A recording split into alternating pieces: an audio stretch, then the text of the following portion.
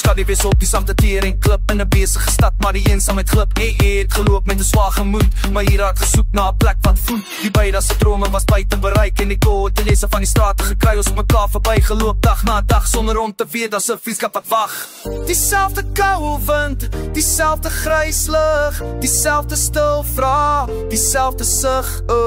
Ons het alleen gebloed en stroop probeer veg tot die mure gekrummel het en die pad geword het reg.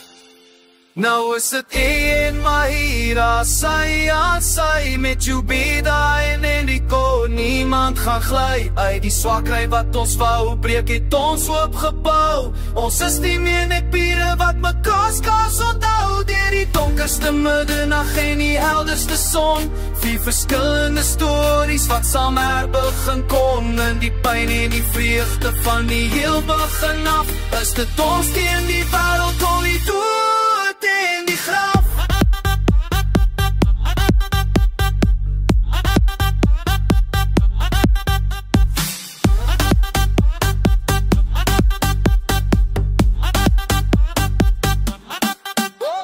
Die paaie wat ons gestap het, was stikkend en raffelig, maar ons het besef ons stryd is soortgelyk en hewig. Die trane wat hier gestort het, kon nie ko verstaan, maar hier het die krag gevind om weer op te staan. Jubida het die lig gehou, toe ons wou verdwyn. Ons het mekaar gehelp deur die ergste pyn. Die moeilikheid op die pad het die brug geword, waarop ons vir mekaar ons harte kon uitstort. Nee, daar's net vriendskap se belofte wat staan. As die berg te hoog is of die pad te zwaar om te gaan.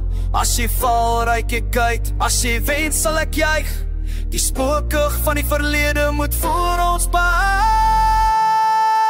Ja, dis en Mahira, sy aan sy met Jubida en Enrico. Niemand gaan gly uit die swakry wat ons wou breek het ons opgebou. Ons is nie meer net bure wat mekaar skaars onthou. Deur die donkerste middernag en die helderste son, 4 verskillende stories wat saam herbegin kon. In die pyn en die vreugde van die heel begin af, is dit ons teen die wêreld tot die dood en die graf.